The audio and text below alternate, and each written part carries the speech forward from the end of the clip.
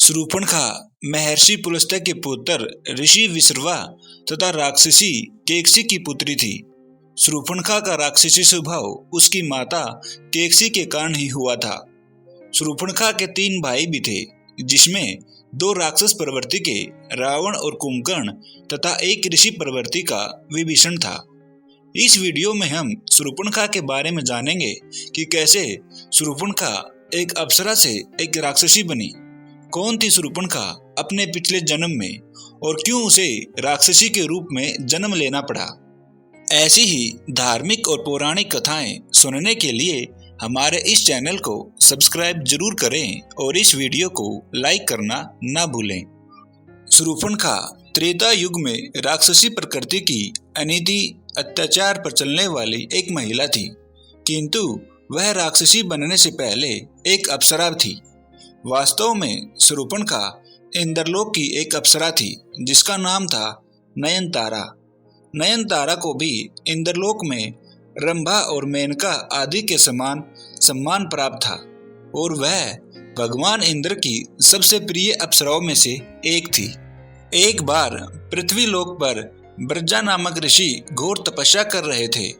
उनकी तपस्या के प्रभाव से तीनों लोकों में हलचल उत्पन्न हो गई, जिससे देवराज इंद्र को अपना इंद्रासन खोने का भय सताने लगा और उन्होंने अप्सरा नयनतारा को बुलवाया और कहा कि ऋषि ब्रजा की घोर तपस्या के कारण तीनों लोकों में भयंकर भूचाल उत्पन्न होने लगा है।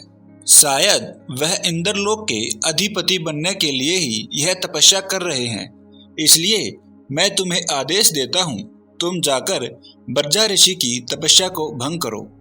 इंद्रदेव का आदेश पाकर नयनतारा उस स्थान पर पहुंची जहां ऋषि ब्रजा तपस्या कर रहे थे। नयनतारा की शक्तियों और सौंदर्य के कारण ब्रजा ऋषि की तपस्या भंग हो गई, किंतु उन्होंने अप्सरा नयनतारा को एक भयंकर श्राप दे दिया और कहा, तुमने मेरी जो तपस्या भंग करने का दुस्साहस किया है, इसके लिए तुम राक्षस योनि में जन्म लोगी। यह सुनकर नयनतारा ऋषि के चरणों में गिर पड़ी और हाथ जोड़कर बोली, हे ऋषिवर, इसमें मेरी कोई गलती नहीं है। मैं तो अपने स्वामी इंद्रदेव के आदेश पर आपकी इस तपस्या को भंग करने के लिए आई थी। मेरा इसमें कोई दोष नहीं है, मुझे क्षमा कर दीजिए। नयनतारा के अनुनय विनय के बाद ऋषि ब्रजा के हृदय में दया उत्पन्न हो गई और उन्होंने कहा कि मेरा दिया गया श्राप वापस तो नहीं होगा, किंतु तुम्हें राक्षसी रूप में ही भगवान विष्णु रूपी श्री राम के दर्शन करने का सौभाग्य भी प्राप्त होगा। नयनतारा ऋषि ब्रजा को प्रणाम करके वापस इंद्रलोक में आ गई और उन्होंने देवराज इंद्र को समस्त घटना के बारे में अवगत कराया।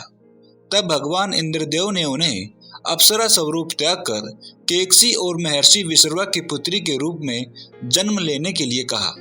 इस प्रकार से नयनतारा अप्सरा शूर्पणखा राक्षसी के रूप में उत्पन्न हुई, किंतु उसके मन में भगवान श्री राम से विवाह करने की इच्छा जागृत हो गई तथा अपनी प्रतिज्ञा के कारण उसने राक्षस राज रावण सहित कई दैत्यों के वध का कारण बनी। राक्षस राज रावण के वध के पश्चात शूर्पणखा ने भगवान श्री राम की तपस्या प्रारंभ कर दी। भगवान श्री राम ने प्रसन्न होकर शूर्पणखा को दर्शन दिए और कहा, जब तुम द्वापर युग में कुब्जा के रूप में जन्म लोगी, उस युग में मैं तुम्हारा कल्याण करूंगा। तो दोस्तों, यह थी कहानी शूर्पणखा की, कैसे वह एक अप्सरा से एक राक्षसी बनी।